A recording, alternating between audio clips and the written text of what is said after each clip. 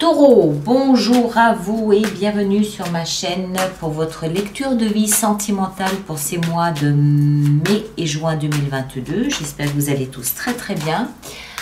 Alors, on va faire cette lecture de vie sentimentale sous la forme du cœur que vous connaissez.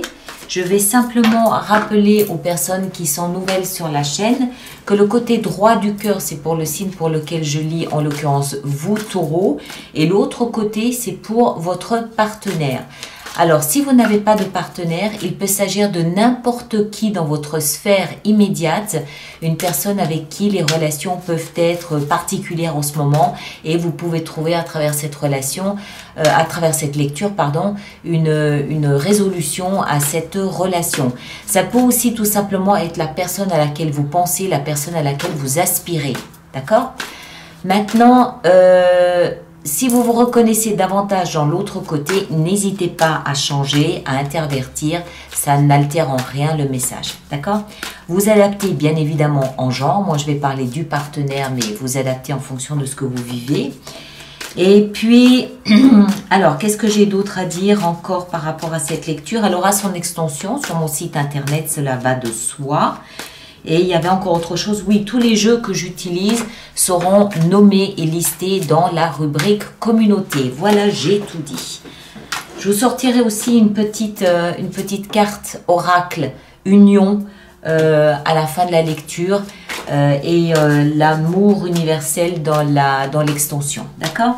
Allez, on est parti pour nos amis taureaux, signe ascendant lune ou soleil en taureau. Voici le point de départ de votre relation, le roi d'épée. Bon, c'est pas ce qu'il y a de plus chaleureux, le roi d'épée, surtout pour un signe de terre comme vous, qui aimez peut-être les preuves, les démarches, l'affection, la tendresse, sentir la chair de l'autre. Le roi d'épée peut, en l'occurrence ici, nous parler peut-être aussi de tout ce qui peut toucher au contrat. Ça peut être un contrat de mariage, ça peut être un contrat d'union, ça peut être un contrat pour l'achat d'une maison. Ça, il peut représenter un avocat, un notaire ou un juge. D'accord? On est au confluent de vos deux énergies. Si ça n'est pas le cas, vous avez peut-être une sphère de communication qui est très intellectuelle, un peu froide. C'est pas encore une fois, c'est pas ce qu'il y a de plus chaleureux, d'accord? Mais ça peut très bien fonctionner comme ça, une sphère où vous êtes très intello, genre deux joueurs d'échecs qui se rencontrent, qui se réunissent. Ça peut être le cas. On continue. Ici, votre état d'esprit à vous, taureau, est à la 7 d'épée. Waouh! 7 d'épée et 8 d'épée. Bon, eh ben, bon, alors, on va y aller franco, hein, après vous adaptez. Votre état d'esprit est plutôt à la fuite, d'accord? Vous êtes plutôt à la fuite, vous êtes plutôt en train de préparer un plan B, ni vu ni connu. Vous rasez un peu les murs, vous êtes en train de préparer une sortie de secours. C'est l'impression que cela me donne. Vous vous sentez bloqué, vous vous sentez coincé, vous avez un peu peur, vous vous sentez être dans une ornière et c'est pour cela que vous êtes en train de préparer un plan dans lequel l'autre n'aura pas la possibilité de se battre avec vous. Vous êtes en train de lisser votre sortie de secours. D'accord? L'état d'esprit de l'autre, 7 de bâton, dites donc, il y a de l'ambiance chez vous. Il y a de l'ambiance chez vous. 7 de bâton et reine de denier.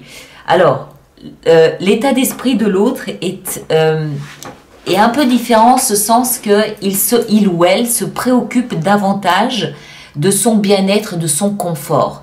Mon hygiène de vie, mes heures de sommeil, mon patrimoine, mon argent, mes biens, et je défends et protège bec et ongle ce à quoi j'accorde de la valeur, c'est-à-dire tout ce que je possède ou tout ce qui me permet de me mettre en valeur. D'accord? Ouais, ça sent la chantilly là quand même, hein.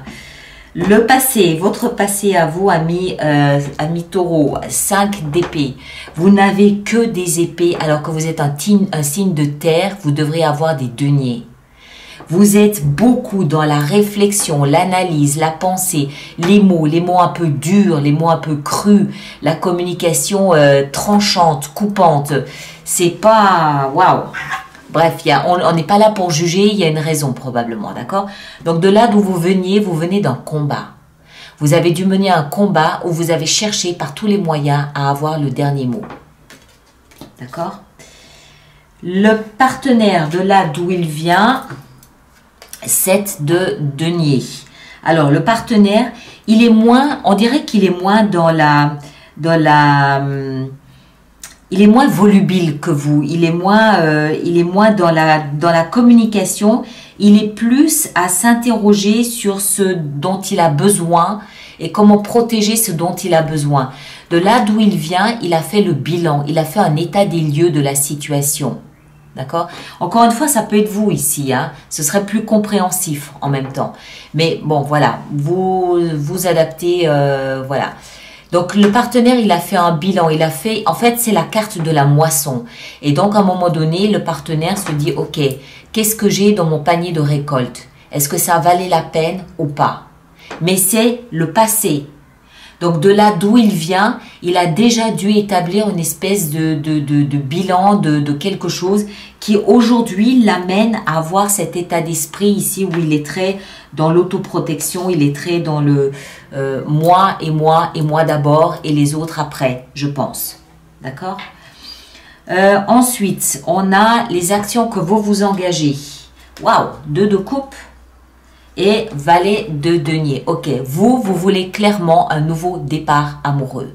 Vous avez peut-être déjà rencontré quelqu'un qui correspond davantage à une âme sœur que ce partenaire ici. Si ce n'est pas le cas, vous pouvez proposer à cette personne de tout recommencer, de tout effacer, de tout recommencer depuis le début. Ardoise blanche, carte blanche, page blanche, on reprend tout depuis le début, mais cette fois-ci en construisant quelque chose de concret, de tangible. D'accord?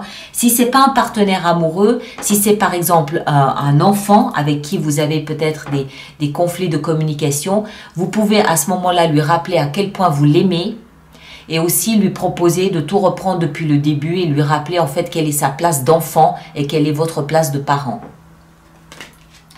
Après, on a au niveau du partenaire, les actions engagées, 2 d'épée et la grande prêtresse. Waouh! Et c'est très intéressant de ce côté-là. Alors, le partenaire, les actions qu'il engage, c'est en fait de se baser, d'écouter, de se baser et de s'ouvrir complètement, totalement à son intuition. Pourquoi? Parce qu'il est devant un choix à faire. Il a 2 options, les 2 lui renvoient la même image, les 2 choix ont le même potentiel, les 2 options sont pareilles, elles sont identiques ces 2 options. Avec son bandeau sur les yeux, il ne peut pas choisir sur les faits. Il est obligé de plonger à l'intérieur de lui et d'aller questionner son intuition. Et c'est exactement ce qu'il fait. Son intuition, il l'exacerbe. Il va aller titiller cette intuition pour que vraiment elle lui révèle le choix qui serait le plus opportun pour lui dans ces circonstances. Après, le conseil qui vous est donné à vous, amis taureaux, c'est encore de l'épée. Alors, le chevalier d'épée, c'est encore une épée. Donc, ça veut dire que l'invitation est à la communication. Mais une communication, alors peut-être via Internet. Il y a peut-être une démarche aussi à faire sur Internet. Moi, ce que je comprends, c'est que ici, la particularité du chevalier d'épée, c'est sa rapidité. Il est rapide comme l'éclair. On ne prend pas le temps de réfléchir, c'est boum, boum, bam, boum, on y va. D'accord? Donc, le conseil ici donné, il est connecté aussi bien à la communication qu'à la rapidité. En d'autres termes, ne vous laissez pas damner le pion. Anticipez, vous avez suffisamment réfléchi, anticipez et agissez avant qu'il ne soit trop tard. Agissez rapidement, toujours dans un état d'esprit de communication. Alors, je ne sais pas si c'est parce que vous risquez de perdre le partenaire ou vous risquez de perdre autre chose ou si c'est parce que vous devez partir. Moi, je ne vois pas de rupture. Je ne vois pas de rupture, je ne vois pas de départ, nulle part. Je vois beaucoup de communication, je vois beaucoup de réflexion, d'analyse et de pensée de votre côté, oui, beaucoup. Et conseil, communication plus rapidité. Vous le placez dans ce que vous vivez, hein, dans les enjeux que sont les vôtres. Conseil donné à votre partenaire, écoutez les signaux, les synchronicités, les messages de l'invisible. Votre partenaire, on lui conseille plus d'être vraiment connecté à tout ce qui est invisible, intuition, les messages, les signaux que la vie peut lui envoyer. Parce qu'il doit y avoir là des manifestations du chemin qu'il est censé ou qu'il devrait prendre. D'accord? Issue vraisemblable de votre relation à ce stade. 9 de denier. Alors, attention, il y a un double message ici. La 9 de denier, c'est la carte du célibat. C'est la carte de l'autonomie. Alors, oui, ça peut être une invitation à retrouver une forme d'autonomie, d'indépendance, oui.